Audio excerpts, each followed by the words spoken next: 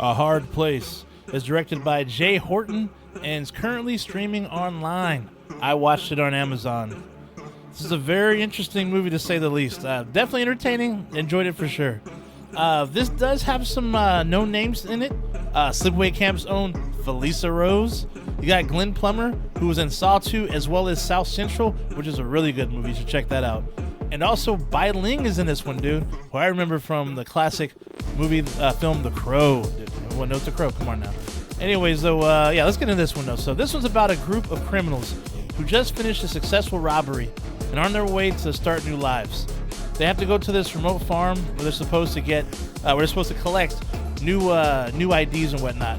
But once they arrive, they end up getting in the middle of a war between, I guess, these tree monsters and these other moon monsters, or whatever they're called. Because they're not werewolves, I'd say that for sure, though. But yeah, these things are on the brink of a final battle. And these criminals have to figure out a way to survive their time, or at least survive their time and find a way to escape at some point.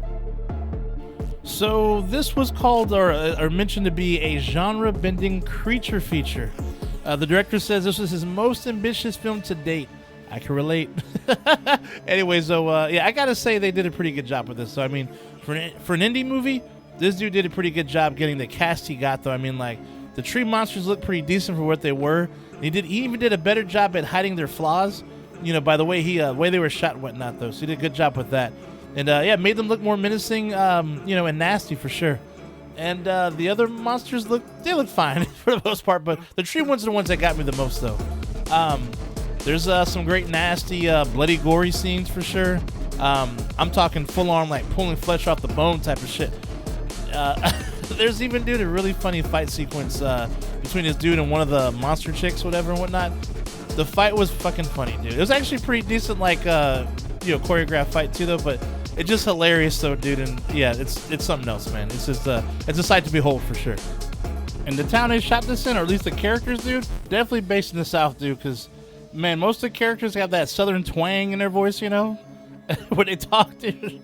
Dude, there's even some country dude or some, I don't know, man. It's just like, there's literally a scene or a couple scenes in the movie where certain death sequences or just some crazy sequences happen, right? Where you're some guy like, God damn, dude, that motherfucker got his ass whipped. It's almost like as if you were like in a movie theater and you hear like someone in the crowd like doing that shit, dude. That's exactly what happens in the movie, dude. It's pretty funny, dude. It's just like, it's almost like they're saying what you're thinking, dude. Very creative, dude, and really cool, dude. Oh my goodness, what else is there? Yeah, pretty creative shit though. I mean, the story, it is what it is, you know, pretty basic, but what makes this movie go though are the performances though. Specifically the family of the monsters though. I mean, the shit they would say, dude, was so fucking funny, dude. And at times it made no sense, but it was funny anyways. It's like made sense but didn't, but did. I don't know. It's kind of hard to explain. You have to watch it yourself, and you'll know exactly what I mean though. But yeah, honestly, dude, this had a pretty sizable cast. And nearly all of them had time to shine, which I thought was really cool. Very cool thing for the director to give each one of them something to do, which I thought was cool. Yeah, I liked watching like the banter almost as much as the violence, to be honest with you, dude. I don't even know what movie I could compare this to, because it's different but kind of familiar at the same time. But yeah, this one's something else. Yeah, the vibe in this movie is just kind of more like loose feeling. I mean, you know, you got some dramatic parts, whatnot, but like even those parts are kind of funny. I won't necessarily say it's like so dumb it's like good, or so bad it's good. It's just fun, dude. That's all I can say. I mean, but I'll say this though: what makes this movie, in my opinion, like entertaining though, is that you could tell everyone. I'm talking about the cast, crew, everyone, even behind the camera, and whatnot, dude, had a lot of fun and on the set, dude. They had a lot of fun making this movie. You could feel in their performances though, and that counts for a lot. I mean, I think that's what makes you appreciate this movie even more, though. It's not my favorite movie, though, but I really enjoyed it, though. This may actually possibly be in my top 10 this year. Seriously, though. I mean, like, that's just, like I said, you can just feel, like, the love and energy they put into this movie, though. I mean, I really appreciate what they did, and it's a fun overall watch, though, for sure, man.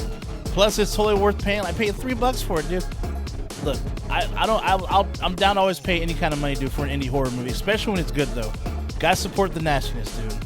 I appreciate the director like daring to do like something kind of different, and seeing the cast enjoy themselves just makes me appreciate this even more. I can't say it enough though, but I mean, definitely recommend it for sure. Now, keeping with the fucked up family vibe, I guess you could say, I'm recommending. To me, I call this a hidden Robert Englund gem. You may never heard of it, but it's called 2001 Maniacs. About 8 college students traveling to Florida for spring break stumble into a remote town in Georgia where they are set up upon by residents, dude. Ah, man. This one is the true definition of satire, man. The South is gonna rise again. Anyways, though, I gotta warn you, though. There's some pretty racy scenes in it and death sequences for sure. But they're not malicious at all. You know, they come from from a funny place, though. You know, so you can't take this too seriously, though, for real.